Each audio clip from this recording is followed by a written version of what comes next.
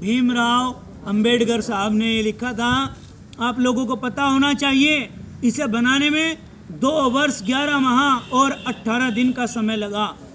Team में और भी साथी लोग दिए गए थे, अकेले के बस की बात नहीं थी, लेकिन और भी साथी थे टीम में।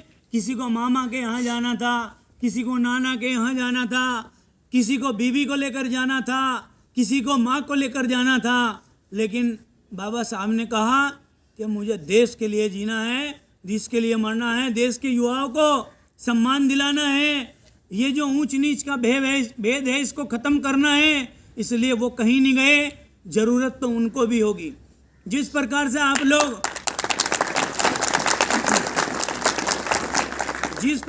आप लोग कहते हैं मैं मामा के यहाँ चला गया था जी, मैं भंडारे में चला गया था जी, मैं जन्मदिन में चला गया था जी। अरे तुम्हें लज्जा आनी चाहिए। तुम कहते हो मैं 13वीं में चला गया था जी। अरे तुम विद्यार्थी लोग हो, ये जिम्मेदारी तुम्हारी कब से बन गई? ये कार्य तो तुम्हारे माता पिता का है। तुम झूठा दिखावा करते हो, पढ़ाई को लेकर के ड्रामा रचते हो, कुछ नहीं है ये अभिभावकों को भी ध्यान में रखना चाहिए। अरे तुम्हारा काम केवल और केवल मात्र पढ़ने का है, इसलिए तुम्हें विद्यालय में आना चाहिए, न कि किसी 13वीं में या किसी के जन्मदिन में या किसी के शादियों में धक्के खाना चाहिए।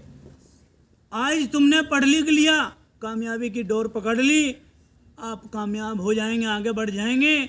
और यदि आपने ऐसा ना किया तो ये ध्यान रखना, धक्के खाओगे जीवन में धक्के खाओगे, कभी भी उस स्थिति तक, उस लक्ष्य तक नहीं पहुंच पाओगे जहाँ तक आपको पहुंचना है। ये जो देशभक्त हुए हैं जिन्होंने अपनी शहादत दी है, ये भी तो अपने जरूरी काम कर सकते थे।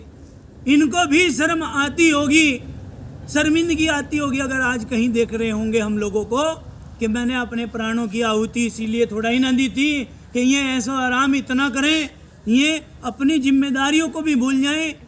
ये वो सोचते होंगे कि ये तभी ठीक थे जब अंग्रेज इनके कोड़े लगाते थे, फट्टे लगाते थे। घर से निकलने की भी आज़ादी नहीं थी, घर से निकलना है तो भी टैक्स देना पड़ता था। देश को आज़ाद कराना अपने प्राणों की आहुति दे करके, लेकिन देश आज भी गुलामी की जंजीरों में जकड़ा हुआ है। आप लोगों को बताएं, बाबा साहब अम्बेडकर, डॉक्टर राजेंद्र प्रसाद, डॉक्टर हरि सिंह गौर जैसे अनेक विद्वानों ने अथक परिश्रम की बदौलत यह जल कल्याणकारी संविधान हमें बना कर दिया।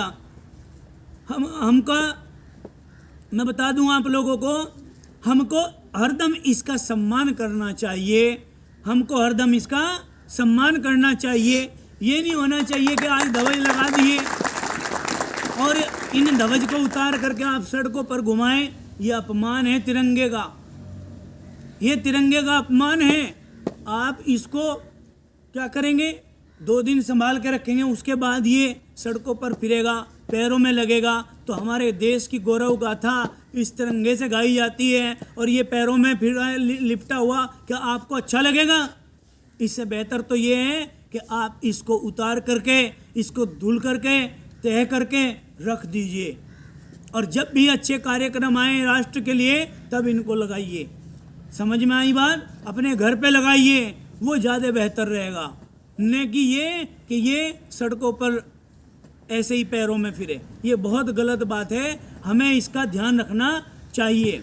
आप लोगों को मैं बता दूं कि प्राय यह देखा जाता है कि लोग अपने मौलिक अधिकारों की वकालत करते हैं, परंतु मौलिक अधिकारों की बात का मतलब क्या है कि मोदी जी ने ये नहीं किया, फलाने नेता ने ये नहीं किया, उसने ये नहीं किया, वो हमारे लिए क्या किया है, ये उनके मौलिक अधिकारों की बातें होती हैं। इसकी चर्चाएं करते हैं बहुत। फ्री का राशन खा करके, फ्री का इतना राशन मिल रहा है, उसको पी करके, हजम करके अपने मौलिक अधिकारों की बात करते हैं। अपने मौलिक अधिकारों को तो आपने उसी दिन खो दिया था जब हराम का खाना शुरू कर दिया था, अपनी मेहनत करनी छोड़ दी थी, उसी दिन भूल जाना चाहिए था मौलिक अधिकारों को। परंतु जब कर्तव्य की बात आती है, कर्तव्य पालन की बात आती है, तो मानो उन्हें सांप सूंघ जाता है, मानो उन्हें सांप सूंघ जाता है। ऐसी मानसिकता मैं आप लोगों को सचेत कर देना चाहता हूँ, ऐसी मानसिकता घातक है। ऐसी मानसिकता के लोग उस आस्तीन के सांप की तरह हैं